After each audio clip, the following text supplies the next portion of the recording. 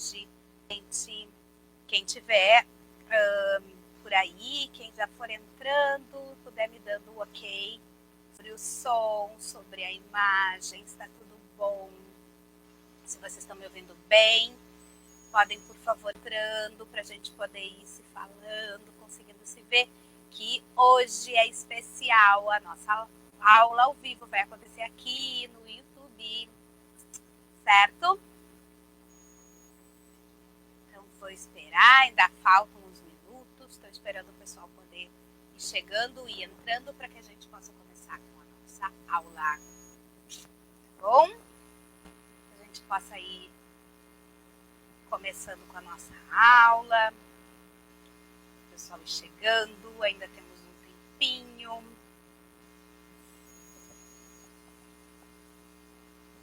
Quem estiver entrando por aí, que a gente possa ir sempre se organizando, pegando papel, pegando caneta, pegando todas aquelas coisas que a gente sempre precisa para fazer as anotações e para ir se organizando, certo? A gente já está aqui ao vivo, esperando por vocês para que a gente possa começar com a nossa aula. Vocês sabem que eu sou sempre realmente bem pontual, às 8 horas a gente sempre começa, então só estou esperando aí o pessoal, vocês irem entrando para a gente poder começar, certo? Quem for chegando, pode ir dando um oi, vai me dizendo se o áudio tá bom, se vocês estão conseguindo me ouvir bem, se estão me vendo bem, para a gente poder daqui a pouco então começar. Vocês podem ir se organizando, gente, colocando dizendo de onde vocês são, dando um oizinho aí para mim, para eu saber que vocês estão por aí, certo? Para daqui a pouquinho a gente poder começar a nossa aula, tá bom? Fico aqui esperando por vocês, certo? Vamos ver, então, o pessoal que vai entrando. Por favor, se alguém puder só me dar um ok, se o áudio tá bom, se vocês estão me ouvindo bem, se tá claro, se a imagem tá boa, como é que tá aí por aí, vocês vão me avisando, que a gente vai ir resolvendo qualquer coisa, certo? Para quando chegar às 8 horas a gente está realmente começando com a nossa aula, bom? Daqui a pouquinho, tarará, vai ajudar bastante vocês nas aulas de vocês, de como vocês conseguem fazer as coisas, como vocês conseguem se organizar. Tá? Já estamos quase no horário, certo? Para que a gente possa começar aí com a nossa aula, com tudo certinho. Bom, vamos ver como é que vai andando, gente. Tá quase. Certo? Se puderem só me dando um okzinho, se tá tudo bem, se o áudio tá bom, se a imagem tá boa, se vocês estão conseguindo me ver. Que eu tô por aqui esperando por vocês para a gente poder começar. Só vamos esperar todo mundo conseguir se organizar pra gente começar. Certo? Todo mundo me ouvindo, me vendo, entendendo e aproveitando. Tá bom? Só para ver se tá tudo certo. Ótimo. Que bom. Então, daqui a pouquinho a gente vai começar, ainda faltam uns minutinhos para as 8 horas, a gente sempre espera o horário certinho para que a gente possa começar a falar dos nossos conteúdos de hoje, que eu tenho certeza que vocês vão aproveitar muito. Bom? Então eu vou esperar aqui mais um pouquinho para a gente poder ir.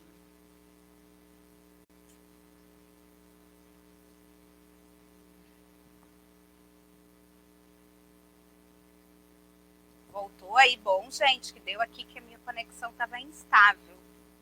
Melhorou para vocês? Ficou bom?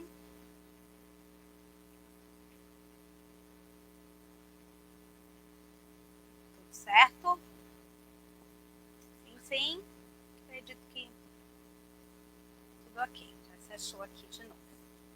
Vamos ver se a gente consegue fazer por aqui para a gente poder ir se organizando. Certo? O pessoal está entrando, chegando, se organizando.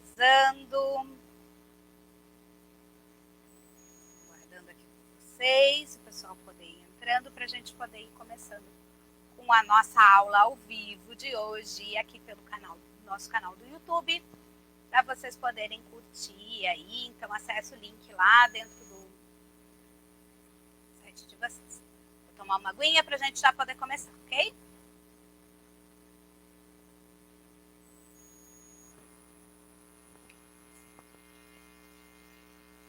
Então, tudo prontinho. Mais um minutinho só e daí a gente já começa a nossa aula. O pessoal que for entrando aí vai dando um oizinho para a gente poder ir começando com a nossa aula. Bom? Então tá, pessoal, eu vou começar agora então, a gente já está no nosso horário, eu vou começar com a nossa aula para a gente poder aproveitar bastante o conteúdo, tudo que a gente tem para passar hoje, ok? Então vamos lá. Hoje a gente vai falar sobre uma questão que eu acho que é muito importante e que a gente precisa construir memórias, construir aprendizagens efetivas nas nossas crianças, tá? O que acontece nas nossas aprendizagens? Como é que o nosso cérebro aprende? Como é que a gente chega aos lugares? Como é que a gente como é que o cérebro se organiza para que a gente possa aprender, para que a gente possa reter as informações, né? Então, hoje a gente vai falar sobre estratégias e recursos, né, para que as crianças consigam memorizar, né, os passos e os movimentos que a gente vai aplicando, vai falando, vai dando dentro da nossa sala de aula. Então, o que é bem importante da gente entender primeiro, né? Uma das primeiras coisas que a gente precisa é entender, né, para que a gente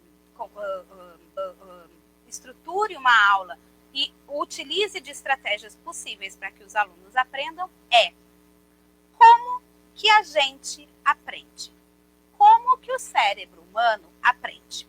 Então eu vou começar falando um pouquinho sobre isso e aos pouquinhos a gente vai linkando isso para as nossas aulas de dança. Então, pensando aqui, o nosso cérebro, né, o cérebro humano, ele aprende da seguinte maneira, tá? Ele precisa sempre fazer conexões. Quando a gente nasce, né, o ser humano nasceu, a gente tem uma série de neurônios que estão lá viajando pelo nosso cérebro, e esses neurônios vão precisar se encontrar e criar sinapses. Essas sinapses são as construções das nossas aprendizagens. Então, cada vez que um neurônio se junta com um outro neurônio, né, ele vai criando uma relação e vai criando essas sinapses, e é a partir delas que as nossas memórias, que os nossos registros de aprendizagem vão se constituindo. Então, para tudo a gente precisa de um reforço, de uma relação que dá certo, né? O cérebro humano precisa dar conta de muita coisa. Ele precisa aprender uma série de... Ele precisa governar, ele precisa comandar todo o nosso ser e todo o nosso organismo. Então, tudo que acontece no nosso corpo, seja voluntário ou involuntário, quem comanda, quem domina e quem manda é o nosso cérebro, né? Então, eu costumo dizer que o nosso cérebro ele é extremamente preguiçoso. Por quê? Porque ele precisa dar conta de tanta coisa, ele precisa resolver tantas coisas, que aquilo que ele não precisa, que ele puder economizar energia para fazer, usar um atalho, usar um caminho mais curto para que ele consiga fazer, ele vai fazer. Para quê? Para que sobre energia, para que sobre espaço, para que ele possa fazer outras... para que ele possa dar conta de outras necessidades desse nosso corpo, né? Dessa nossa existência, né? Então, o que acontece com as aprendizagens? As nossas aprendizagens, elas precisam acontecer de uma forma que o cérebro vá registrando e guardando na memória. Para que o nosso cérebro guarde as coisas na memória, porque a gente tem vários tipos de memória. A gente tem uma memória de longo prazo, que são onde estão guardadas as nossas aprendizagens, né? A gente tem a memória de curto prazo, que a gente usa ali para aquele momento, mas daí daqui a pouco o cérebro vê, isso aqui eu não preciso mais usar, ele descarta, né? E a gente esquece, desaprende, digamos assim. Né? E a gente tem a nossa memória operacional, que é aquela memória sequencial do que a gente precisa fazer da nossa, de sequência, né? De um passo a passo. Né? Então, essa é a memória de trabalho que a gente chama. Tá? Mas para que as nossas aprendizagens elas consigam entrar, para que elas consigam ir para o nosso cérebro, para que elas consigam ficar lá registradas, tá? As nossas memórias precisam serem efetivadas. Elas precisam realmente, tá, que exista um fator emocional e de correlação com algo que eu já conheço para que ela realmente aconteça. Por quê? Porque todo o sistema de aprendizagem do nosso cérebro precisa passar pelo que a gente chama de sistema límbico. O sistema límbico é o nosso sistema lá do nosso cérebro que é responsável pelas nossas emoções. Então, enquanto a nossa aprendizagem não tiver uma emoção envolvida, que passe lá pelo sistema límbico, ela não fica registrada na nossa memória, ok? Então, a gente precisa conseguir ativar o sistema límbico para que a aprendizagem fique registrada na nossa memória, tá? Mas e como é que a gente vai fazer isso na dança, né? Se eu quero ensinar passos para os meus alunos, se eu quero fazer com que eles aprendam os passos, eu vou ter que potencializar momentos para que o meu aluno consiga fazer com que aquele passo, com que aquele movimento que eu estou ensinando para ele, fique registrado no seu sistema límbico, passe pelo sistema límbico e vire uma memória de longo prazo, efetivada no cérebro, para que ele vá usar todas as vezes em que eu precisar novamente daquele movimento específico ou toda vez que eu precisar daquele movimento para executar um próximo movimento. Então, é muito importante que a gente consiga efetivamente ensinar as coisas, porque na dança a gente tem o seguinte, cada um dos passos que a gente vai aprendendo, cada um dos passos que a gente vai passando para os nossos alunos e que a gente vai mostrando, né, eles têm uma sequência de progressão. Então, muitos passos que a gente utiliza, né, eu preciso primeiro aprender o passo X para que depois eu possa fazer o passo Y, porque aí eu vou utilizar para fazer o passo Y, ele é o X mais outra coisa, né? Então, ele é base daquilo. Por exemplo, um demi-plié. Para que eu faça um sauté, eu primeiro preciso ter ensinado um demi-plié. Então, se eu não tiver esse demi-plié realmente registrado na memória da criança, né, na memória do aluno, como que faz, qual é o mecanismo, né, de que forma isso pode acontecer, eu não consigo fazer com que esse demi-plié, né, aconteça, retorne, venha à tona quando a gente estiver falando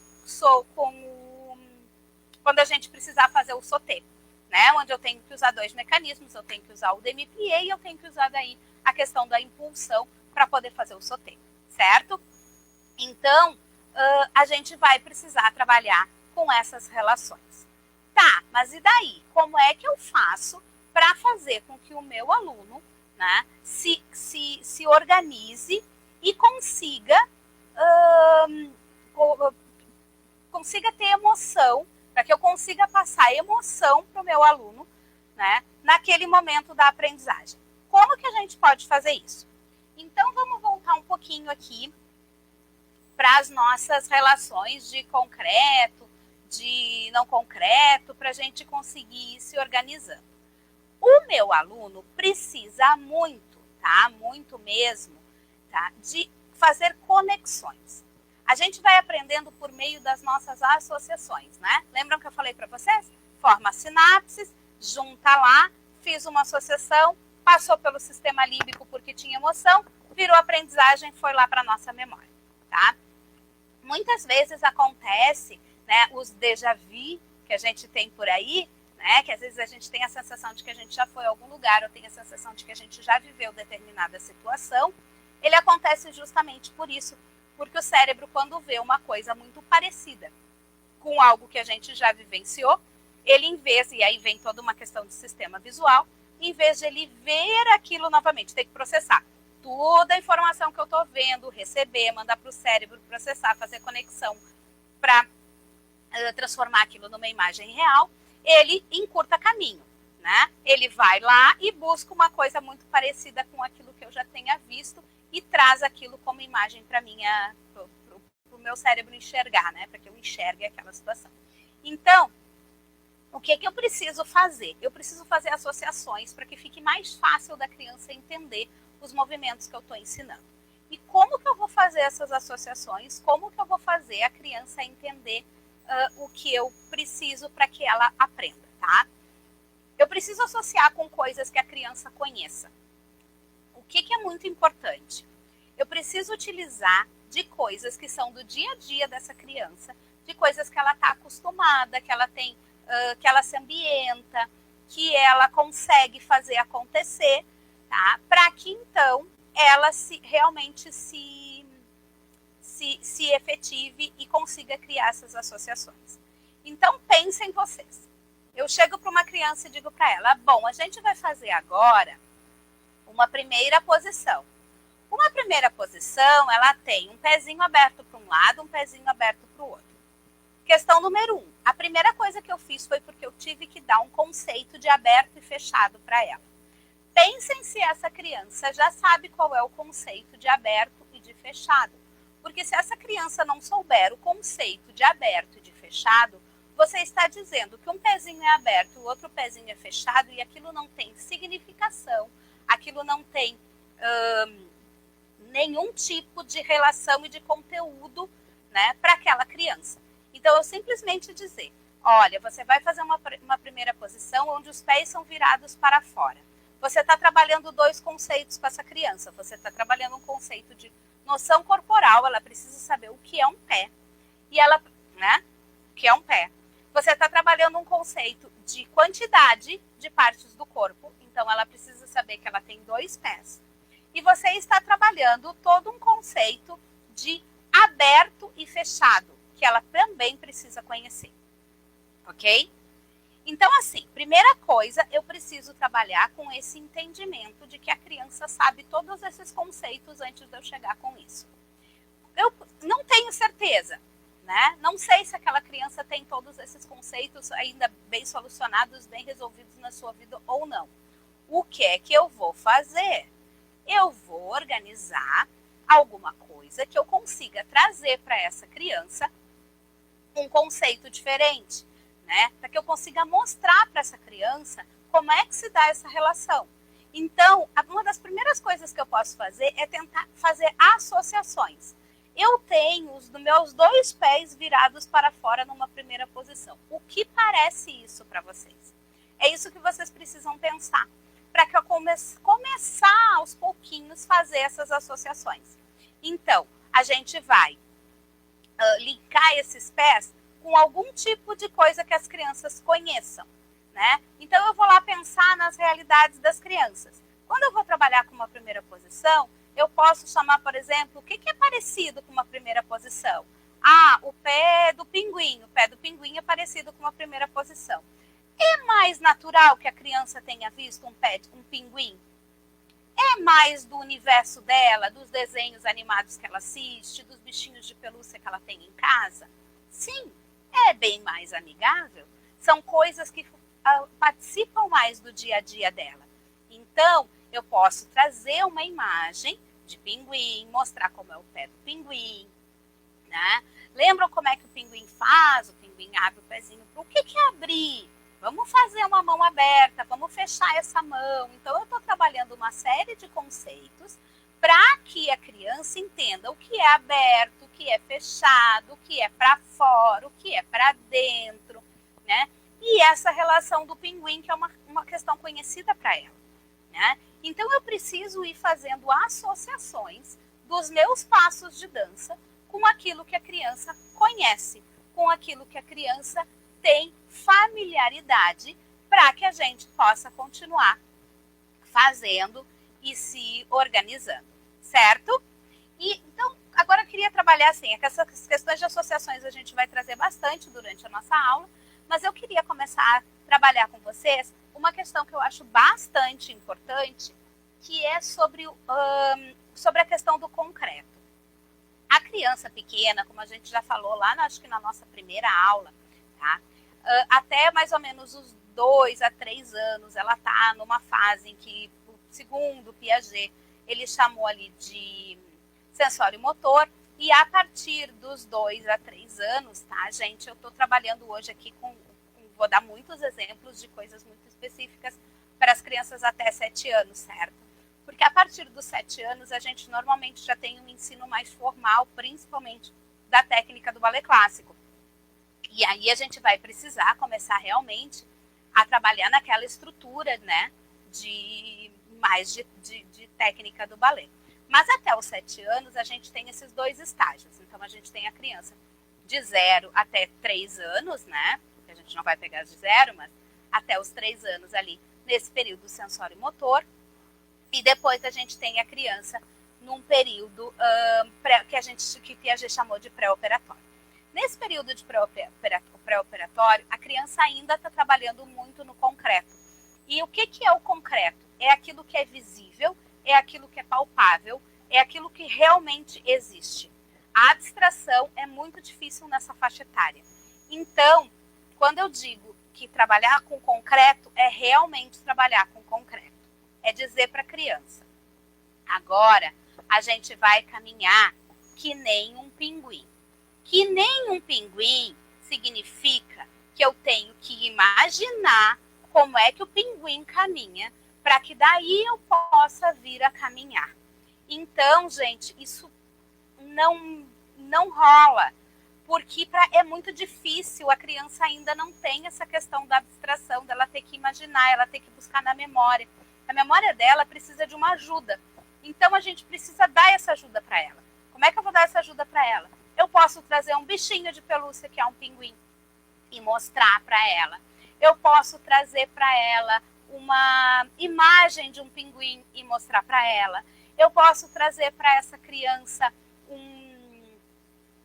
uma touquinha de pinguim, para que ela realmente se sinta aquele pinguim. Ela visualiza, aquilo se torna concreto, fica mais fácil dela executar o movimento e, consequentemente, de ela trabalhar com essa questão dessa emoção, né, de ativar o sistema límbico e a gente conseguir mandar essa aprendizagem, né, e essa memorização, tá, que para quando eu precisar utilizar o pinguim de novo, ela, ó, é assim, né, ela conseguir fazer, tá? A gente tem muitas terminologias que a gente pode utilizar. Eu dei um exemplo aqui para essa questão da primeira posição, mas a gente tem uma série de terminologias que a gente pode ir utilizando nas nossas aulas de dança, para que a gente possa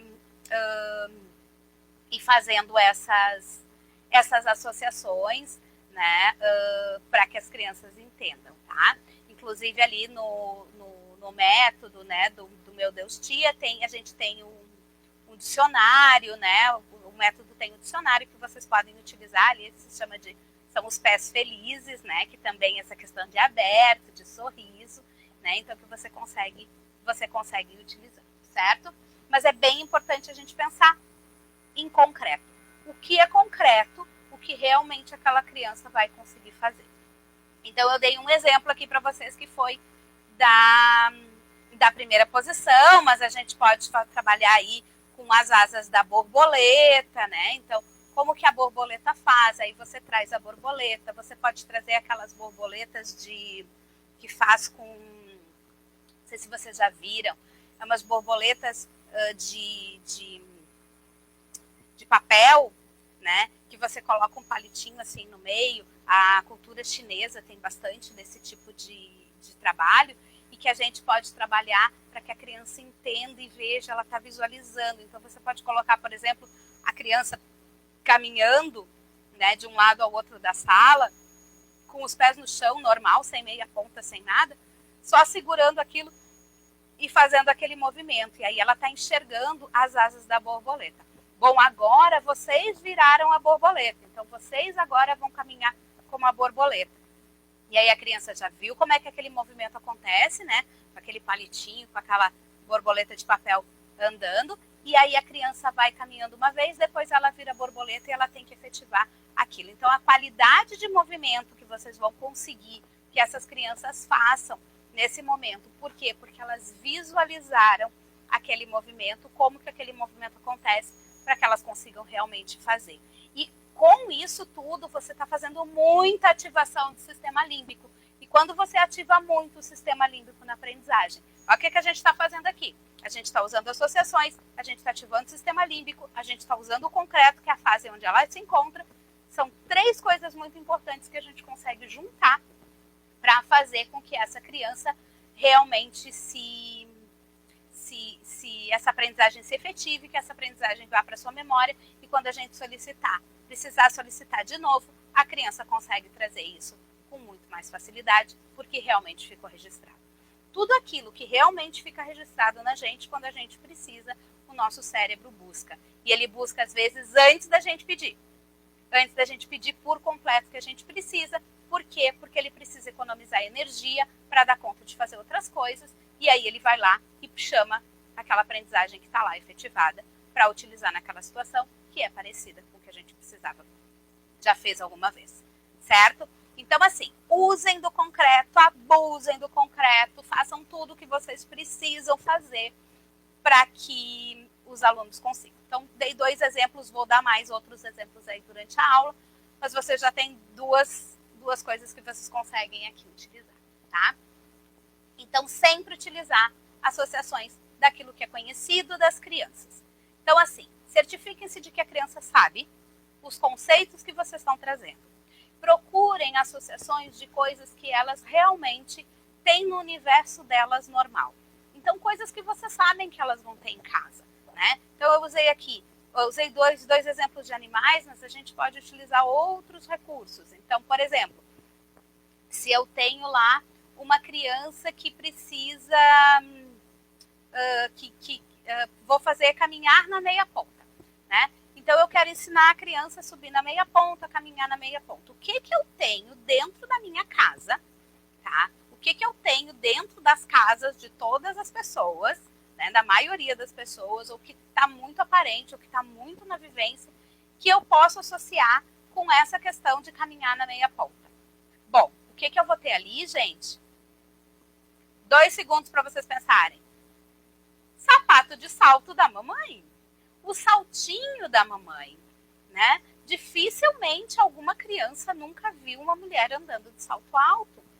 Então, você consegue fazer uma associação muito fácil para essa criança, né? Para você conseguir fazer com que ela entenda esse conceito de elevar o seu corpo até, né, para cima dos seus dedos, para que ela consiga caminhar na meia ponta. Então, é muito importante que a gente faça essas associações com coisas que as crianças consigam visualizar e trazer o concreto. Então, no caso do sapatinho, o que eu posso fazer se eu estou trazendo no concreto? Eu posso pegar o sapatinho, eu posso levar um sapato de salto para a sala de aula, eu posso levar um desenho do sapato, né? Então, agora a gente vai, cada uma pega aí um sapatinho, daí você faz um sapatinho mágico. O meu sapatinho, ele é brilhante e mágico, vai sair daqui de dentro dessa minha sacolinha. E ele é invisível, ele é lindo porque ele é de cristal, e cristal é transparente. E aí você pode passar os saltinhos da mamãe para cada uma das suas crianças, para que elas consigam entender. Os conceitos acontecem de uma maneira muito mais fácil, certo? Aí você já ensinou, digamos, o sapatinho, a criança já aprendeu, você já está com uma criança um pouquinho maior, e eu vou linkar aqui com um outro conteúdo, né, que a gente precisa e que a gente vai trabalhar e vai ensinar bastante para as nossas crianças, que é o fato de você estar trabalhando com elas o ELEV, né? Então, o ELEV, ele é um passo que a gente precisa conseguir ensinar de uma maneira lúdica, né? Como é que eu vou ensinar um ELV? Gente, um ELV de forma lúdica? Tem como? Claro que tem, né? Quais são os conceitos que a gente precisa para o ELV? O conceito que eu preciso para fazer um ELV é que a criança se eleve na meia ponta e que ela desça com os seus pés, com as suas pernas esticadas, certo? Um ELV é eu subir na minha meia ponta sem fazer um demi-plié antes e eu desci da minha meia ponta sem fazer um plié no final, ok? Só que o que acontece quando normalmente a gente pede para uma criança fazer um ELV? A gente sobe na meia, ela sobe na meia ponta, às vezes ela não consegue subir macio, às vezes ela dá aquela puladinha em cima da meia ponta, o que é péssimo, porque se a minha memória, olha o quanto isso é importante, se a minha memória naquele momento, se eu tive um momento onde foi ativado o meu sistema límbico, tá?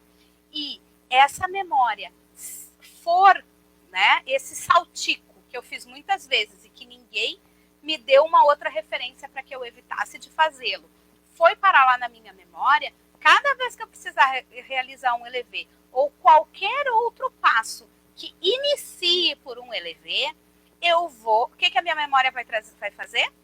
A minha memória vai trazer aquele ELV saltitante, que foi o que eu aprendi.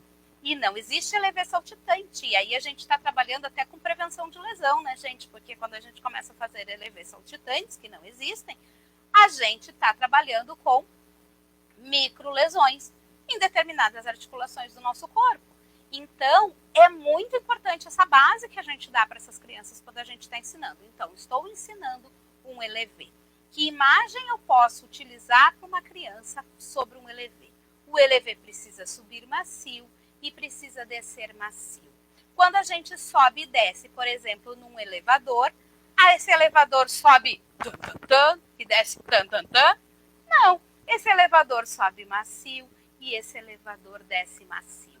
Então, eu posso, inclusive, fazer algumas questões de trazer, né? E tem aí uns elevadorzinhos com cordinha de brinquedo, de madeira, tá? Vocês podem levar para a sala de aula ou fazer com uma latinha, pega uma latinha essas latinhas de refrigerante, coloca uma cordinha em cima, cria um pêndulo, né? E você consegue subir e descer esse seu elevador, né? Esse elevador está subindo, esse elevador está descendo. E aí você consegue mostrar no concreto para a criança isso subindo brusco e descendo brusco, e isso subindo macio e descendo macio. Por quê? Porque a gente precisa de um controle para essa subida e para essa descida desse ELV. Então, eu preciso fazer com que essa criança passe por uma questão de construção de memória, ativação de sistema límbico, vendo o concreto. Ela viu o concreto, ela associou com uma coisa que normalmente hoje as crianças andam, porque muitas crianças moram em apartamentos e quem não mora em apartamento tem um voo, um tio, enfim. Todo mundo já andou de elevador, né? Na nossa sociedade hoje isso não é uma coisa que as crianças desconheçam, né? E aí você consegue fazer essa associação para trabalhar o ELV. Aí você vai pedir para a criança fazer o ELV. Agora vamos executar igual como a gente viu ali. O nosso elevador, o elevador vai subir macio e o nosso elevador vai descer macio, sem trancos. Quem são os passageiros de vocês? Ah, eu tô levando aqui o meu cabelo, o meu olho, a minha boca, o meu nariz. Eu posso estar levando o meu corpo inteiro, o meu corpo, todas as partes do meu corpo são os passageiros desse meu elevador, tá? Ou elas podem inventar que estão levando não sei quem, enfim. Mas se você leva já para essa questão de que eu estou levando partes do meu corpo, você já está criando memórias e trabalhos de associações de partes do corpo. Então, quando eu faço esse elevar, eu estou elevando todo o meu corpo, todas as partes que compõem este meu corpo, certo? Então, esse foi mais um exemplo de que as coisas que a gente pode ir utilizando através do concreto com os nossos alunos para que eles vão efetivando as suas memórias, tá bom? Então, usem sempre essa questão da nomenclatura de coisas que são do universo das crianças. Então, daqui a pouco vocês podem chamar o ELV, né, de elevador. Então, vamos fazer o nosso elevador, né? E aos poucos a gente vai pareando esses nomes, tá? Aos pouquinhos vocês vão pareando isso com os alunos, né? Então, por exemplo, a gente vai fazer o pé do pinguim, a gente vai fazer o braço segurando, né? O braço aqui, a barriga do rei, que pode ser aqui na primeira posição, ou você pode trabalhar também com o braço, sei lá, dar um outro nome, segurando um balão, uma bola bem redonda, enfim, vocês vão utilizando nomenclaturas que são mais concretas para as crianças, de coisas que elas... Porque primeira posição, o que isso quer dizer? Nada. Para uma criança de 3, 4, 5 anos, primeira posição não quer dizer absolutamente nada, gente. Né? Então, eu preciso primeiro fazer uma associação para que ela aprenda. Então, se eu trouxer outro tipo de nomenclatura, olha, segura uma bola bem redonda, não é a barriga do rei, e o rei, aí você traz uma imagem de um rei bem gordão, né? Faz o braço, tem que ser bem redondo, é bem na frente do nosso umbigo. Onde é que está o nosso umbigo? Né? Trabalhe os conceitos e você vai conseguindo lançar essas memórias ativando o sistema límbico, porque são questões que elas estão dentro do universo infantil. Aos pouquinhos a gente pode ir dizendo, olha, a barriga do rei, no balé, ela tem um outro nome. Ela tem o nome tal de primeira posição. E aí você vai fazendo essa transição, porque você também tem que preparar uma criança que vai chegar lá aos 7 anos, vai de repente se deparar aos 7, 8 anos, vai se deparar com uma aula formal de balé, em que ela vai precisar saber o que é uma primeira posição, mas você já fez a associação, né? Você associou movimento, né, concreto, barriga do rei, ou segurando um balão muito grande, ou uma bola muito grande, né, para esse movimento. E aí você fez a associação que esse movimento, que tinha essa nomenclatura, no balé é chamado de primeira posição dos braços. E aí você vai conseguindo fazer esses links e esses registros vão ficando lá na memória da criança e quando você solicita, ele vem, certo? Então, utilizem essas nomenclaturas. Outras nomenclaturas que a gente pode utilizar e de coisas que a gente precisa usar e que daí já vou linkar aqui com o nosso próximo assunto, que são as questões de como utilizar isso para fazer uma ativação maior do sistema límbico. Até agora eu falei para vocês sobre fazer associações, trazer o concreto e caminhando, execução do movimento. Mas eu posso utilizar um outro recurso muito importante para que os alunos consigam registrar melhor essa informação.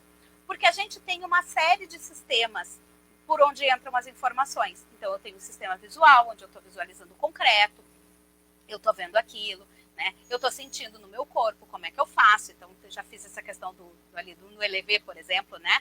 Trabalhei com aquilo. Mas eu tenho uma outra via que é muito importante, que registra muita aprendizagem, que é essa via aqui, ó, a nossa via auditiva.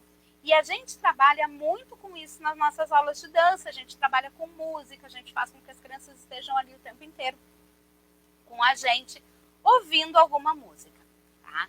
Então, assim, quem trabalha com criança pequena, eu aconselho que vocês usem, quando vocês estão trabalhando determinados movimentos, músicas que falem daquilo, né?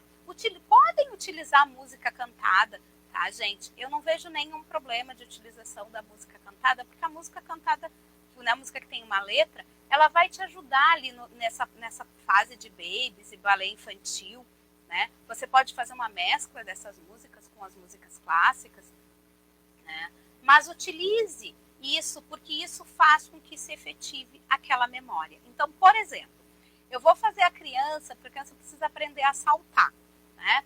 Então, eu posso fazer lá, nós vamos saltar agora todo mundo que nem um sapinho, né? E aí você vai trazer, você pode trazer lá um bonequinho que é um sapo, aí você mostra como o sapo faz o salto, você pode pedir para que as crianças imitem aquele salto. O que a gente está trabalhando aqui nesse salto do sapinho? A gente está trabalhando impulsão, a gente está trabalhando saltar de 2 para 2 pés, né?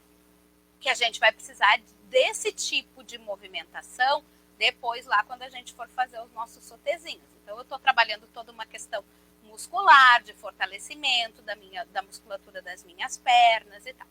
Então eu trouxe lá o meu sapinho. A criança vai começar a saltar, né? Vai saltando, saltando, e aí vai ficar mais registrado, né? Eu já trouxe tudo, vai ficar mais registrado na memória dela se eu, nessa hora, utilizar uma música do sapo. Por que quando elas estão saltando que nem um sapinho, eu não posso usar uma música que fale de sapo? O sapo não vai lava o pé, o sapo cururu, o sapo, enfim, milhões de músicas que falam de sapo que a gente tem por aí. Então, a gente pode ir utilizando as músicas. A mesma coisa quando a gente vai fazer, por exemplo, um pulo do coelho. O que é um pulo do coelho? Um pulo do coelho não é nada mais, nada menos do que um sauté. Do que um sauté de pés paralelos, certo? Então, eu preciso, e elas conhecem, elas sabem o que é um coelho, elas já viram um coelhinho saltar, né? Então, eu já trouxe todo um monte de recursos. Eu posso trazer as orelhinhas para que elas coloquem as orelhinhas lá na sua cabeça para ir saltando. Elas podem fazer a mãozinha do coelho para que elas vão saltando. E eu estou trabalhando um sauté, certo? Um sautézinho de cesta ou de pés paralelos.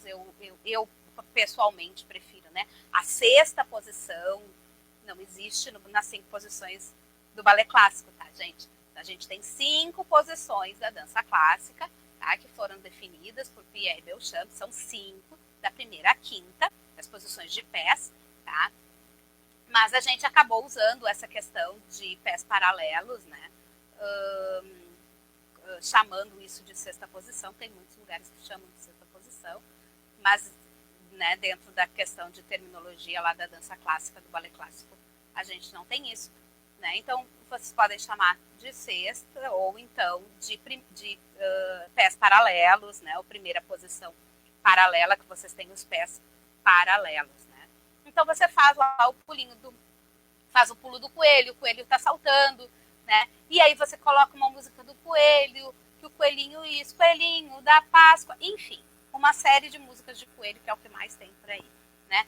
Enquanto as crianças estão fazendo aquilo, você ainda pode largar mais um desafio para elas. Elas estão saltando que nem um coelho, e aí você está vendo que aquele saltito está muito baixinho, né? E isso acontece bastante, o saltinho baixinho. Então, eu quero que ela salte muito alto. O que eu posso usar de estratégia aqui para fazer com que o cérebro dessa criança precise resolver um desafio? Quando eu resolvo um desafio, gente, eu gravo mais na minha memória, tá? Por quê? Porque eu tive que ativar o meu sistema límbico, né? Eu tinha um desafio, eu tinha uma emoção envolvida naquele momento. Todo desafio gera emoção. Então, o que eu posso fazer? Eu posso colocar a minha mão, chego perto da criança, coloco a minha mão e digo, quero ver se você consegue esse coelho saltar e encostar aqui com a cabeça na minha mão. E aí, claro que você não vai colocar a mão numa altura absurda, que a criança não consiga, né? Mas você vai tentar colocar a mão num momento para que ela consiga bater na sua cabeça. Nossa, como esse coelho saltou alto, que legal. E aí você está dando uma outra questão que é muito importante para que a aprendizagem se efetive, que é um reforço positivo, tá, gente?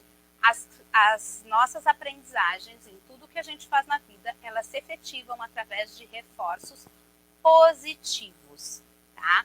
E um reforço, e não é o assunto da nossa aula de hoje, mas um reforço positivo, ele é quando eu digo alguma coisa que faz com que gere uma emoção boa e com que esse comportamento tenda a voltar a acontecer, tá? Um reforço negativo, ele vai fazer com que eu extingua o comportamento normalmente, tá? E que eu não consiga generalizar. Sempre que eu tiver reforços positivos, eu tendo a repetir aquele meu comportamento, ou seja, repetir aquele meu passo, né? Repetir aquela minha ação daquela mesma forma, para que aquilo gere aquela mesma recompensa, digamos assim, de volta, que foi um muito bem, que foi um muito legal, eu me senti bem. E aí eu tendo também a generalizar mais essas ações, tá? E aí o que é generalizar a ação? É eu utilizar essa minha mesma memória numa situação parecida com aquela, né? Sempre que eu tiver uma associação, uma situação parecida com aquela, eu vou utilizar aquele mesmo mecanismo e o meu cérebro vai trazer aquela memória que ficou lá guardada e ativada. Então, utilizem esse recurso das músicas, tá? Para que vocês possam fazer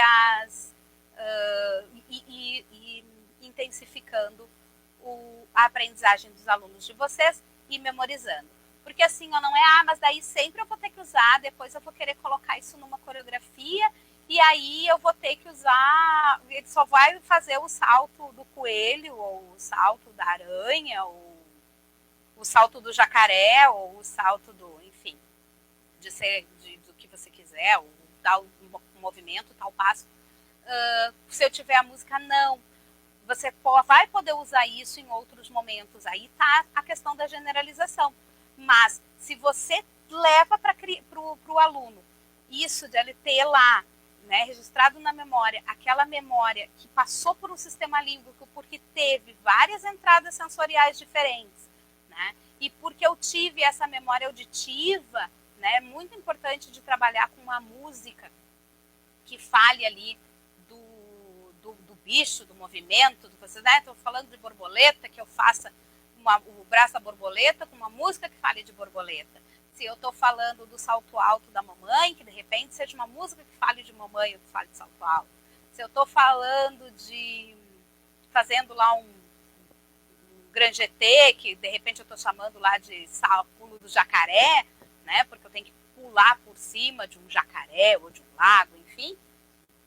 Eu posso fazer isso com uma música de fundo que está falando do jacaré.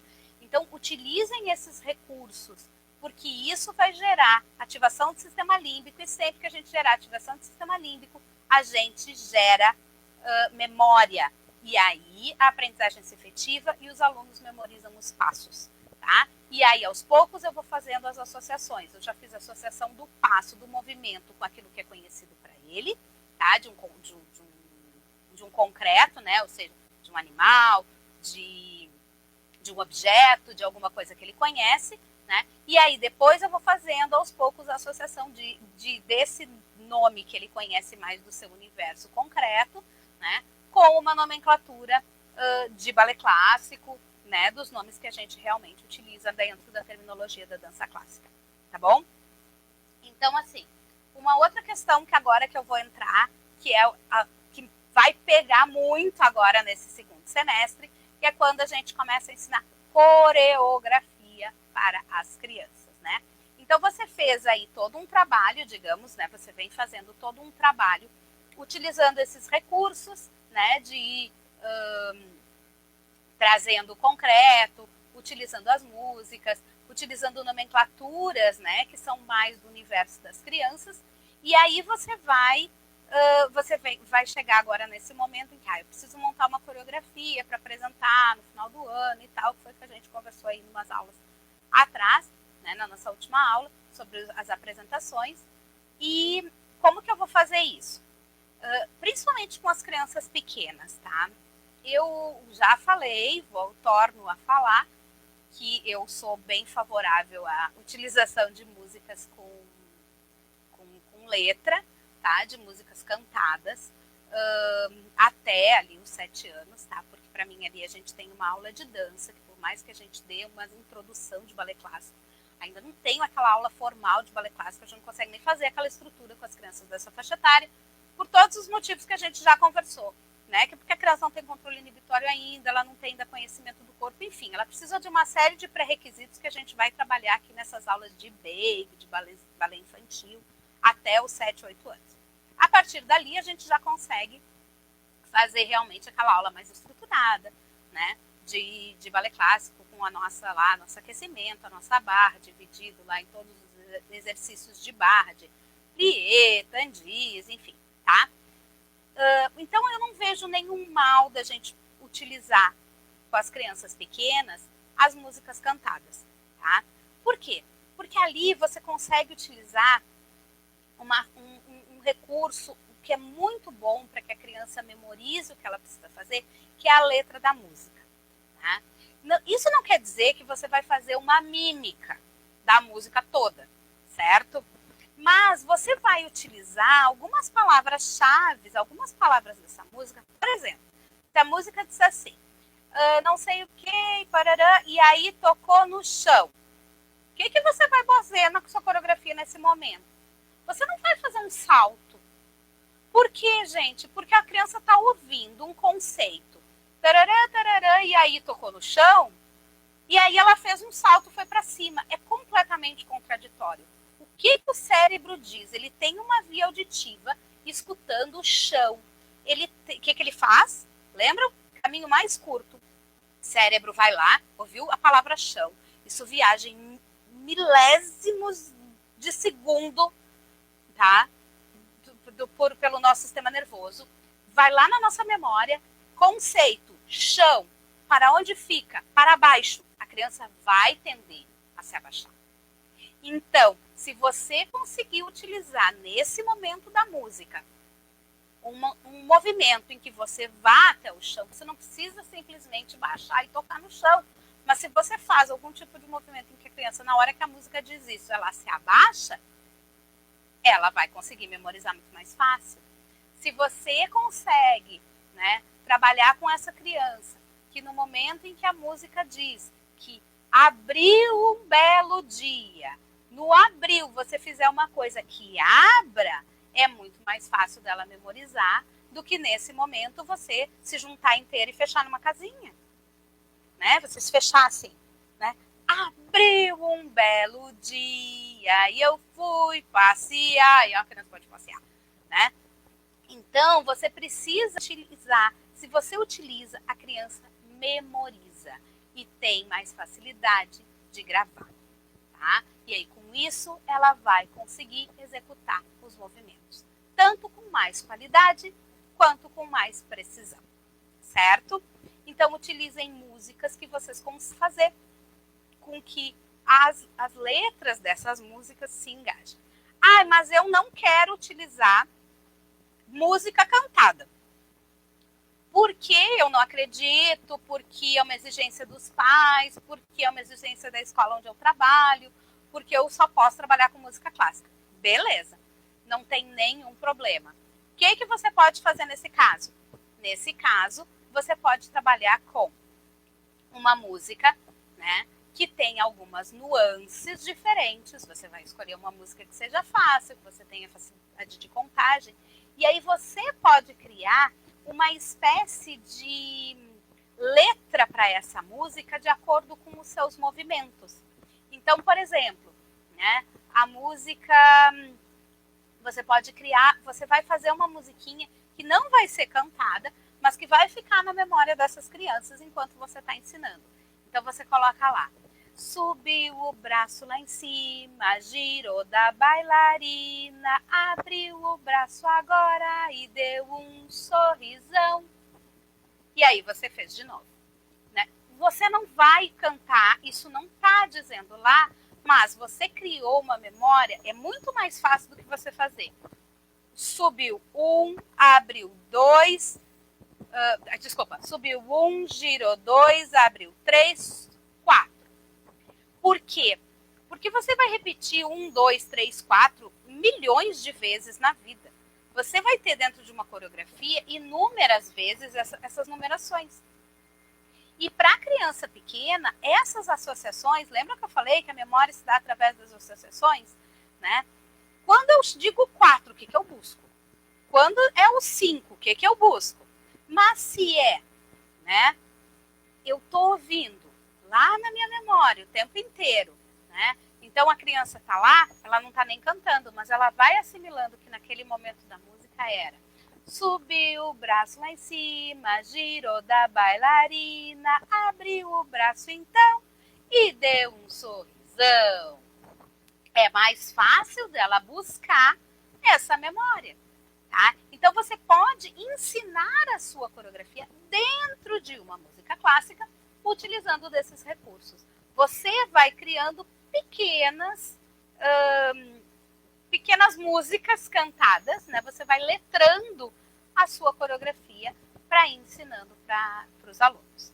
Tá? É uma técnica que você consegue utilizar, porque daí você também está ativando o sistema límbico, você também está ativando, está trabalhando com outras vias sensoriais, e aí com isso você está fazendo com que a criança consiga se organizar e lembrar, né, trazer isso lá da memória para conseguir executar os seus passos, tá bom? Outra questão, além das letras, dessa questão de coreografia, de quando vocês estão montando coreografia, que vocês estão ali se organizando com isso, é cuidar com uma determinada questão. Se vocês utilizarem num determinado refrão um determinado tipo de sequência, tá? Determinados passos, tentem sempre utilizar para que no mesmo tipo de refrão, quando ele se repita, tá? Vocês utilizem o mesmo tipo de movimento. Porque o que acontece? Digamos que a gente tem lá vamos utilizar aqui uma música cantada, tá? A música da Borboletinha Tá na Cozinha, que todo mundo conhece. Então vamos lá. Se na primeira vez que a gente fez a coreografia, né? A borboletinha tá na cozinha fazendo chocolate para a madrinha. Então eu fiz lá, digamos que eu fiz borboletinha tá na cozinha fazendo chocolate para a madrinha, tá?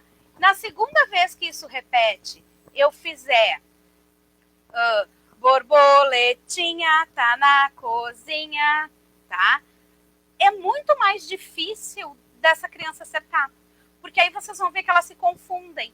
Experimentem fazer isso para vocês verem. Se vocês já não passaram por essa situação, você vai ver que a criança se confunde. Porque o cérebro associou que quando diz, né? Lembram? Associação. Quando diz borboletinha tá na cozinha fazendo chocolate, era borboletinha tá na cozinha fazendo chocolate para a madrinha. Se eu mudo isso, quando vem o próximo, eu quase que faço uma pegadinha com o meu cérebro, né? E o meu cérebro, ele é preguiçoso, porque ele tem que dar conta de todo o meu organismo, de todas as minhas ações. Então, o que o meu cérebro vai fazer? Ele vai fazer o caminho mais curto, ouviu o borboletinho, ele vai direto para esse movimento, tá? Ele vai ter mais... Isso é treino, gente, tá? E quer dizer, então, que quando elas estiverem lá com 20 anos dançando numa grande companhia de dança, digamos, tá? Que foi esse o caminho percorrido, elas não vão poder... O coreógrafo vai ter que sempre fazer essa coreografia assim, estruturadinha de bloquinhos, sem desconstrução, sem abstração, porque o cérebro não, tá, gente? A gente está falando de criança entre 2 e 7 anos. Depois a gente precisa treinar isso, até porque isso vem um pouquinho da questão de flexibilidade cognitiva, de eu conseguir focar a atenção. Então eu estou trabalhando com outros conceitos, tá? Mas para criança de 2 a 7 anos é o ideal que a gente não faça pegadinha com o cérebro nesse momento, porque nesse momento eu ainda estou construindo as bases dessa aprendizagem, as bases dessa memória, tá? Então eu só consigo desconstruir aquilo que eu já tenho muito bem estruturado e construído. Porque se eu não tenho aquilo muito bem estruturado e construído, vamos fazer aqui agora, eu vou usar com vocês uma relação, tá? Alguém conhece aquele jogo de torre de equilíbrio? Tá? Chama Torre de Equilíbrio. É um joguinho de bloquinhos, tá? Você tem pecinhas de madeira, tá? Que são colocadas de 3 em 3, né? Então são 3 pecinhas assim, daí você coloca 3 pecinhas assim em cima, e vai colocando assim, você faz toda uma torre estruturada. Tá? Então essa torre, ela tem uma base super sólida, porque você está sempre de 3 em 3. E aí quando você começa a jogar, o objetivo do jogo é você ir tirando as peças, tá? Sem deixar a torre cair e colocando essas peças em cima da torre para que a torre vá crescendo. Esse é o objetivo do jogo. Então, o que a gente faz nesse jogo? É o que a gente faz com a aprendizagem, tá? A gente vai, primeiro, construir uma base sólida de conceitos, né? Da nossa base de aprendizagem, para que depois a gente possa começar a fazer pequenas modificações e vá desconstruindo isso e criando novas possibilidades. Ou seja, aumentando a nossa torre. Só que eu não posso nunca perder a minha base. Porque se eu não tiver uma base boa, aquilo tudo desmorona. Certo? Então, isso é bem importante para a gente ter essa consciência de que a gente precisa fazer essas construções assim. Então, isso foi aí uma dica para vocês de como vocês podem trabalhar com essas questões da coreografia. Não façam pegadinha, tá? Não com crianças de 2 a 7 anos. Utilizem quando vocês forem usar, quando a música tiver refrão, né, tentem utilizar o mesmo tipo de sequência. Ai, mas daí eu preciso, porque, sei lá, eu tenho uma demanda de que eu tenho que fazer uma parte da minha coreografia de pé e outra parte sentado.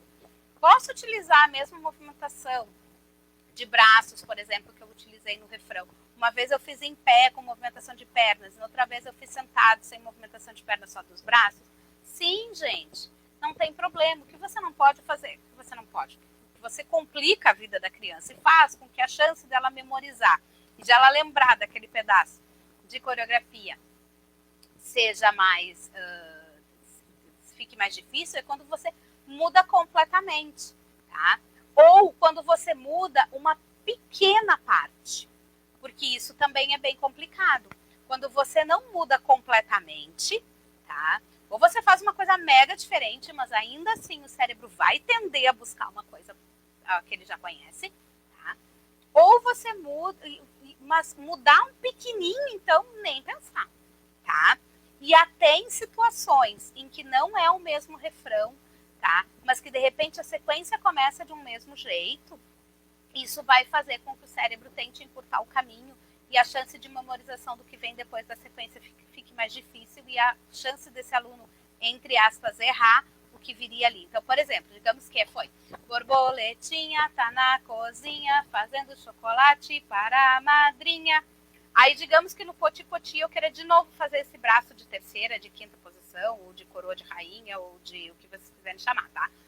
Vamos utilizar aqui, eu trabalho mais com, utilizo mais o método francês, então vamos utilizar aí a quinta posição, tá? Ou terceira devagando. Fazendo chocolate para a madrinha, poti-poti. O que dá vontade de fazer? Abrir o braço e fazer a mesma sequência, mesmo que a música seja diferente, né? Então, fazendo chocolate para a madrinha, poti-poti, perna de pau. Aí eu já fiz outra variação. Eu trabalhei com uma questão diferente. E aí é mais fácil da minha criança acertar, tá? Então, tem que mudar, né? Tentem não dar o mesmo início para as coisas. Por quê? Porque quando eu dou o mesmo início da sequência para as coisas, cérebro encurtando o caminho sempre, gente. Ele tem muita coisa para fazer, ele é preguiçoso pra danado, sabe? Ele não pode ficar perdendo tempo. Então, vai tentar encurtar o caminho e ele vai ir lá buscar aquele movimento que já estava pré-programado, certo? Então, cuidem isso quando vocês estiverem montando as coreografias de vocês, porque isso vai facilitar com que as crianças assimilem, com que as crianças se envolvam. Tá? Ensine de forma lúdica, ensine de uma forma que seja a ativação de sistema límbico, tá? Se for chato, certo? Se o aprender aquilo, tá? Agora falando de coreografias, né? Se aprender aquilo for chato para mim, o reforço que eu tô tendo é negativo. E quando eu tenho um reforço negativo, a minha tendência é não repetir aquele comportamento. Então, tentem fazer reforços positivos. Tentem ativar sistema límbico, porque quando eu tenho um sistema límbico ativado, eu tenho uma série de questões fisiológicas que acontecem dentro do meu organismo, que liberam hormônios, tá? Hormônios bons, serotonina, hormônio da felicidade, hormônio de prazer, tá? Que vão fazer com que eu, além de efetivar aquilo, eu queira repetir aquele comportamento para que o meu organismo tenha aquela mesma saciedade fisiológica. E isso acontece na dança também, tá? Então, cuidem a maneira de ensinar, certo? Tentem usar coisas que elas gostam, tentem fazer musiquinhas, tentem, sabe? E aí, porque criança ama isso, sabe? Sempre que elas estão se divertindo fazendo as coisas, gente, diversão é uma coisa, bagunça é outra, tá? Sempre que elas estiverem se divertindo fazendo as coisas, tá? Elas vão efetivar a aprendizagem. Outra questão importante para cuidar quando vocês estão ensinando, principalmente coreografia ou qualquer passo que seja, é o time, gente. O time, você precisa entender tanto muscularmente, tá? Por quanto tempo você consegue fazer as repetições de determinado movimento ou de determinada sequência, tá? Tanto na questão muscular, por exemplo, a gente falou, vamos voltar a falar aqui do salto do sapo. Ele é um salto que você trabalha muito a questão muscular das suas pernas, né, de impulsão e tal. Então, além de toda uma questão de respiração aeróbica, de circulação, de ativação cardiovascular. Então, você não pode fazer isso por um longo tempo. Por quê? Porque vai cansar, porque vai estressar, porque vai deixar a musculatura e o organismo cansados. Musculatura e organismo cansado, que mensagem eu mando para o meu cérebro? Pare de fazer isto. Não faça mais isso. Isso não é bom para você, porque você ficou cansado e você precisa. A gente tem que pensar que o nosso cérebro foi criado para ser do homem das cavernas, morar no meio do mato, tá? Foi para isso que é assim que o nosso cérebro. Claro, a gente hoje tem todo um desenvolvimento, mas a gente tem uma raiz primitiva que nos dá esses comandos. Então, a mensagem que eu estou mandando para o meu cérebro naquele momento é, tá? Não faça mais. Aí, quando você propõe depois numa outra aula, vamos lá, gente, o pulo do sapo, vamos fazer. Ai, prof, não. Mensagem que a gente mandou para o cérebro. Por quê? Porque o pulo do sapo é ruim? Porque o pulo do sapo é chato? Não, porque eu extrapolei o tempo de fazer o pulo do sapo. E aí eu mandei uma mensagem negativa para o meu cérebro, em vez de mandar uma mensagem positiva, bacana, divertida, ativando o sistema límbico de uma maneira positiva. Certo? Eu também ativei o sistema límbico, mas eu ativei de uma maneira negativa. E aí a criança não vai querer repetir aquele comportamento. Ok? Então cuidem muito isso, que é o time, o tempo que vocês vão executar aquela sequência, aquela repetição, aquele movimento. Estratégia que a gente pode utilizar para poder fazer repetição, porque às vezes a gente precisa repetir. Se eu não tiver um estresse muscular, for só um estresse emocional, de muito tempo, por exemplo, preciso ficar muito tempo com as crianças repetindo determinada sequência para que elas consigam fazer alguma coisa, mas não tem uma questão muscular envolvida, vai ter só uma questão do que a gente tem ali, o controle inibitório, que ainda não está bem formado, das nossas funções executivas, então elas também têm um tempo de concentração numa atividade que elas precisam mudar de atividade. Então, por exemplo, eu posso criar lá a minha sequência de braços, tá? Eu quero que as crianças aprendam a fazer só esse fora de braço. Subiu e desceu, tá? Só isso. Aí eu fiz algumas vezes parada de frente para o espelho. Aí agora eu queria fazer isso de novo, porque o meu objetivo é trabalhar isso dentro da minha aula. De que maneira diferente eu posso fazer isso? Então eu posso fazer isso numa caminhada. Então aí eu mudei a atividade. Então agora a gente vai caminhar dessa linha aqui até a outra linha do outro lado da sala. E aí a gente vai caminhando e fazendo esse braço. Olha, agora tem que caminhar. Fez, tá? Aí você vai, de repente, mudar de atividade. Você vai fazer uma outra atividade, você vai fazer uma atividade, sei lá, de saltos.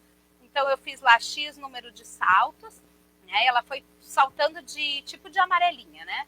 Você já vai estar fazendo salto de 2 para 2 pés, mas você está fazendo aqui todo um conceito de abre e fecha, que a gente pode chamar de pulo da aranha, né? Que a aranha abre todas as patinhas, a aranha fecha todas as patinhas. Né? Você pode usar bambolês para fazer isso dentro da sua sala, já é recurso visual concreto. Um bambolê, 2 bambolês. Você vai fazendo tipo amarelinha, né? Para que elas vão fazendo. E quando a gente chegar lá no final, para terminar bem bonita a pose, a gente vai fazer param! E o braço vai abrir.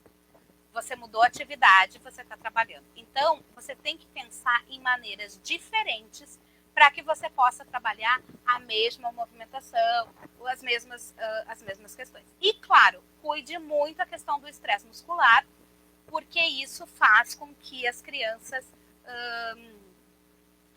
o estresse muscular, primeiro, porque vai gerar lesão, né? E segundo, porque ele vai mandar uma mensagem para o cérebro de parou, tá? Então, tente fazer de formas diferentes, mas desde que não seja algo que gere estresse muscular, ok?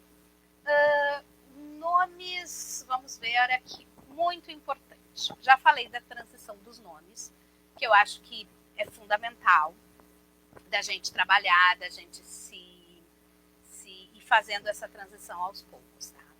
Mas entrando nessa questão das nomenclaturas, quando a gente trabalha com uma nomenclatura diferente, às vezes a gente tem algumas coisas que não são tão bacanas, digamos assim. Por quê? Porque às vezes a gente tem uma exigência dos pais. E pai e mãe vai estar sempre se metendo na aula de vocês. Aprendam isso, tá? Por quê? Porque pai e mãe quer o melhor para o seu filho. E eles vêm com alguns conceitos, eles vêm com algumas expectativas, eles vêm com alguns estereótipos, eles vêm com algumas questões, e que se eles não veem e eles não entendem por que eles estão vendo aquilo, eles vão te questionar.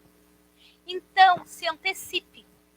O que você pode fazer para explicar, né? Então, você pode ir falando, de repente você vai receber daqui a pouco um pai que vai dizer assim para você: ai, mas a minha filha faz balé, e eu fiz balé, uma mãe, né? Eu fiz balé quando eu era criança, e eu perguntei para ela como é que era um demi-plié, e ela não sabia me mostrar. Como que ela tá aqui? Eu tô pagando, né? Essa é a frase clássica, né? Eu tô pagando para ela fazer a aula aqui de balé, por mais que a gente explique que nessa faixa etária, piriri, mas elas vêm com esse discurso. E ela não sabe o que é um demi-plié. Mas aí eu mostrei e ela disse que isso tinha o nome de molinha, que tinha o nome de janelinha, que tinha o nome de... enfim, tinha uma outra nomenclatura. Então, você precisa explicar isso, tá? Mostre para os pais que, olha, nessa faixa etária, para que elas vão aprendendo o nome, as associações, para que realmente fique associado, tal, a gente precisa usar coisas que são mais do conhecimento delas, mais do concreto, né, e tal. Então a gente usa algumas nomenclaturas só para ficarem mais algumas nomenclaturas diferenciadas só para ficarem mais registradas na memória, umas nomenclaturas mais lúdicas. Mas a gente também trabalha, tá, que esse passo, né, que a molinha é um demi-plié. Né? Então, o balé, aí vocês podem começar a construir mesmo com elas um dicionário de balé, aos pouquinhos na sala. E aí você também pode trazer isso para o concreto, você pode ter plaquinhas, né?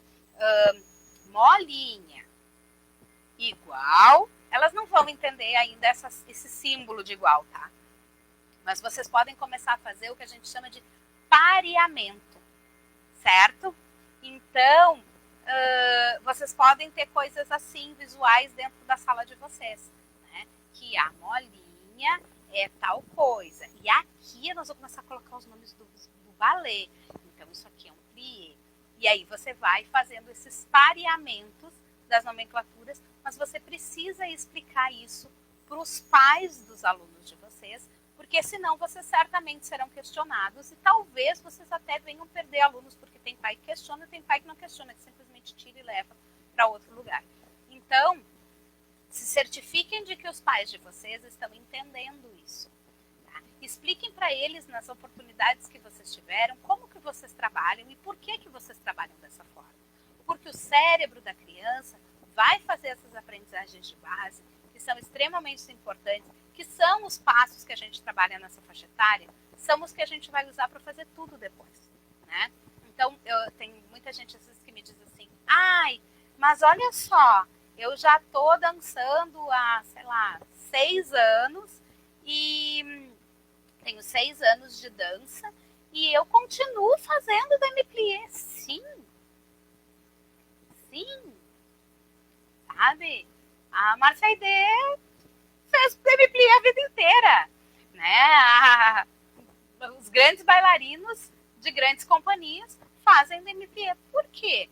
Porque ele é um passo, né? Ele é um passo base para uma série de coisas, além de aquecimento, enfim. Mas ele é um passo que ele serve de base, ele serve ele dá o start inicial ou o the end, né? Ou o final de uma série de outros passos de dança. Então, você vai precisar ter essa base bem construída, bem sólida. Porque se você não tem uma boa aprendizagem de um demi-plié, você não vai conseguir executar um salto perfeito, você não vai conseguir executar uma pirueta, você não vai conseguir executar uma série de outros passos, porque você precisa ter aquele seu demi-plié muito bem estruturado.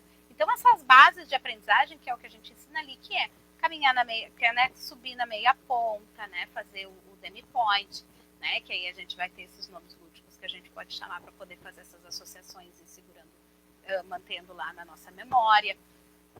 Todas essas nomenclaturas, então, o demi-point, o demi-plié, né?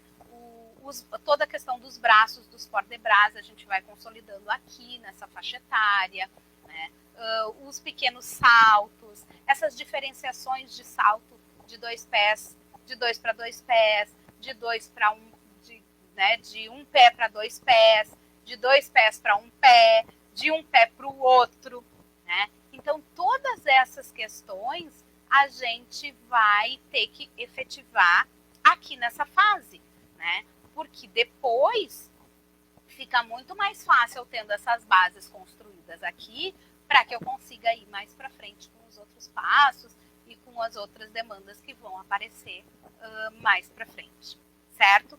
Então, coloquem isso para os pais. Isso é muito importante, porque eles vêm com essas expectativas, tá? Muitos já conhecem, então, assim, uma pose de balé, normalmente ele vai fazer um passê com um braço de terceira ou quinta posição, ou então um arabesque, né?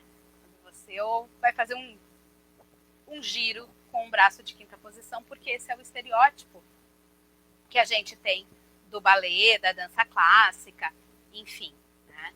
Então, cuidem para explicar isso para os pais, para que eles entendam e vão fazendo o pareamento, tá? Dessas nomenclaturas, porque a gente também precisa de crianças que cheguem depois, a partir dos 8 anos e tenham esses entendimentos, tá? E aí você pode utilizar recursos para ativar essas questões de memória dos alunos depois.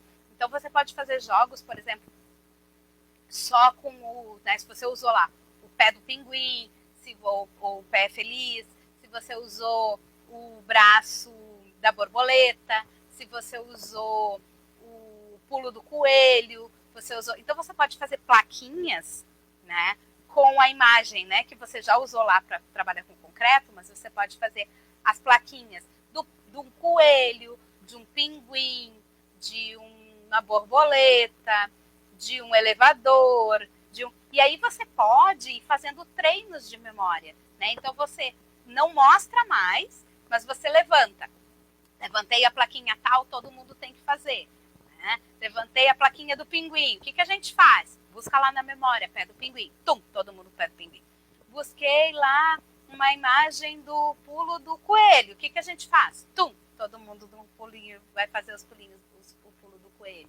Busquei lá uma imagem. Então você pode ir fazendo jogos depois na sua sala de aula para você ir rememorando, reativando e treinando essa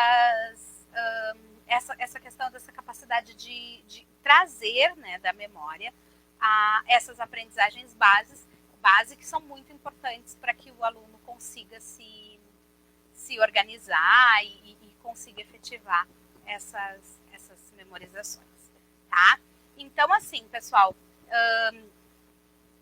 lembrem sempre, sabe? Eu acho o cérebro humano, para mim, é uma máquina, assim, fantástica, tá? E a gente precisa utilizá-lo a nosso favor, tá? Quando a gente está ensinando. Para mim, ensinar é uma coisa muito... Porque, assim, eu acho que a gente usa tudo aquilo que a gente aprende na vida para várias coisas, né? E eu acho que a dança tem um poder fantástico. Tudo aquilo que a gente aprende na dança, para que a gente possa usar em vários momentos da nossa vida, né? Eu digo que a gente forma melhores motoristas, porque a gente trabalha com toda uma questão de noção espacial, então a dança vai fazer com que a gente tenha melhores motoristas futuramente, com que a gente tenha menos pessoas se batendo no supermercado com os carrinhos, com que, né? Por quê? Porque essas aprendizagens, quando elas acontecem de forma efetiva, quando elas têm essa questão de passar pelo sistema límbico e elas vão lá como uma memória efetiva, com um reforço positivo, né, a gente tende a generalizar esses comportamentos. E quando eu generalizo comportamentos, eu vou utilizar esses meus comportamentos em outros momentos da minha vida. Então, por exemplo, né, quando eu precisar pular uma poça d'água, tá, eu vou ter na minha cabeça o meu pulo do jacaré, que nada mais é do que um salto de um pé para o outro, que nada mais é do que um grande GT, só que com uma amplitude de abertura de pernas menor, né? Eu vou utilizar isso para pular no meio fio. Eu vou generalizar esse conhecimento e vou utilizar isso para não pisar dentro da poça d'água. Então, ao passo que talvez uma pessoa que não tenha dançado, ela não vai conseguir fazer isso, porque ela não tem essa aprendizagem lá efetivada na memória dela, para que o cérebro dela busque isso no momento em que ela precisa utilizar na sua vida. Então, eu acho que quando a gente ensina dança para as pessoas, a gente ensina muito mais do que dançar. A gente ensina uma série de aprendizagens que essa pessoa vai usar na vida dela o tempo inteiro, né? Então, pensem nisso, assim, né? De utilizar essas questões de como o nosso cérebro aprende, tá? Para que a gente consiga não só melhorar, e a gente vai conseguir melhorar a memorização, a aprendizagem dos passos e das movimentações que a gente quer trabalhar dentro de sala de aula, né? Tanto para execução de passos como coreograficamente falando, para montar as coreografias, como até em questão de deslocamentos que vocês precisem fazer de coreografias, né? Então, se vocês colocam um deslocamento mais lógico, tá? Porque isso tem mais a ver. Então, vai todo mundo andar numa filinha como se fosse uma minhoquinha, como se fosse uma centopeia. Aí você traz uma centopeia para elas verem como é que é a centopeia. Que a centopeia tem vários gominhos e que cada gominho tem os seus pezinhos. Então, cada uma delas é um pedacinho dessa centopeia. E essa centopeia vai caminhar pelo palco, né? Vai fazer uma grande roda. Aí você traz uma roda, um círculo, mostra para elas como é que é. Então, todas essas coisas vão fazendo com que as aprendizagens e a memória, o nosso cérebro vá guardando isso e a gente vai conseguindo lembrar e relembrar cada vez que precisa, certo? Então, utilizem isso, porque dançar é transformar vidas, ensinar dança é transformar vidas, é a gente criar pessoas melhores, é a gente colocar no mundo pessoas melhores. Utilizem todas essas questões cerebrais, tá? Estudem isso. A gente vem de uma cultura de ensino, e isso é histórico, tá? Isso não é uma crítica, entendam, eu não estou criticando o sistema.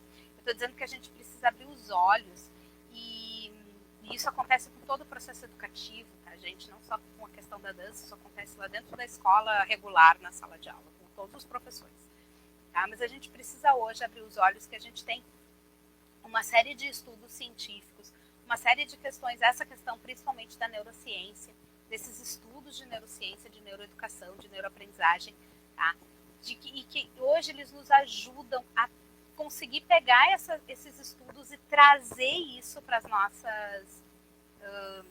nossas vivências, para a nossa vida, tá? Para as nossas práticas de sala de aula, né? Então, hoje o trabalho que eu faço é justamente esse, é pegar todos esses estudos e trazer isso para a nossa técnica, para aquilo que a gente ensina dentro de sala de aula, que é dança, tá?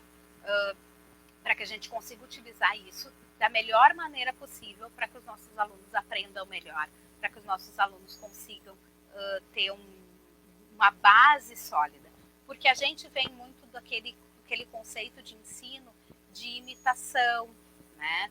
Porque a gente tem todo um conceito histórico aí, né? De como esse ensino de dança foi construído, né? De quando ele saiu do palácio, e daí ele foi para as academias, e aí num processo histórico, né? De revoluções, enfim, de história mundial, ele acaba saindo daquele núcleo ali da Europa, né, que ele foi, né, saiu da França, ele sai da França e ele vai para a Rússia, e lá na Rússia a gente vai ter toda aquela questão de um treinamento mais militar, então de uma questão mais de que a repetição que vai fazer que a aprendizagem aconteça, de só repetir, e aí a gente veio disso, né? A gente aprendeu assim e a gente acaba ensinando assim,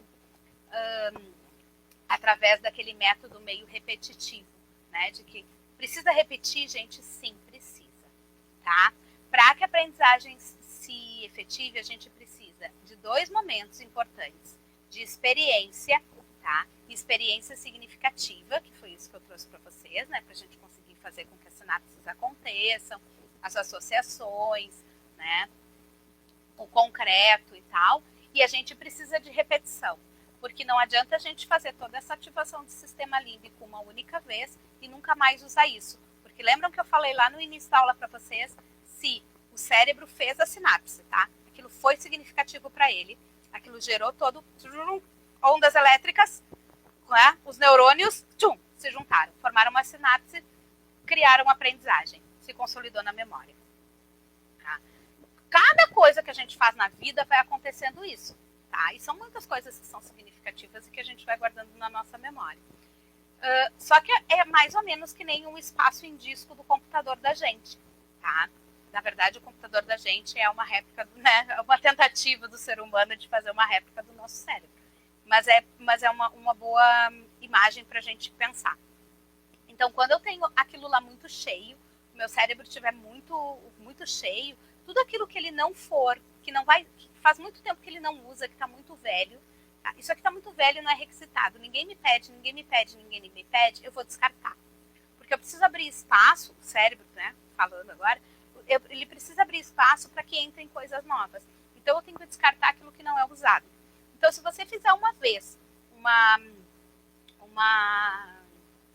fizer uma vez aquilo, por mais significativo que tenha sido, por mais emoção que tenha gerado, por mais que tenha se consolidado como aprendizagem, mas você nunca mais repetir aquilo, com o tempo, aquilo vai acabar sendo descartado, tá? Aquela consolidação de aprendizagem vai acabar sendo descartada.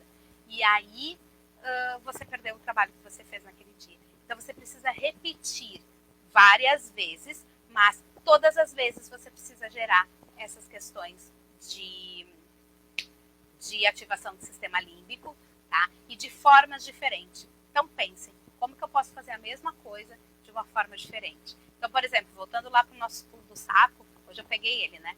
Gente, voltando lá para o pulo do sapo, eu posso ter feito o pulo do sapo um dia com uma música de sapo, uma outra vez eu posso ter utilizado uma outra música de sapo, uma próxima vez eu posso utilizar esses sapos todos tendo que andar em fila, já estou fazendo diferente. Aí daqui a pouco eu posso criar, criança ama material, tá, gente? Se vocês levarem bastante material para aula, que vocês vão usar, porque elas amam o material, então se vocês não forem usar o material, não deixem à vista, porque senão vocês perdem o controle da turma.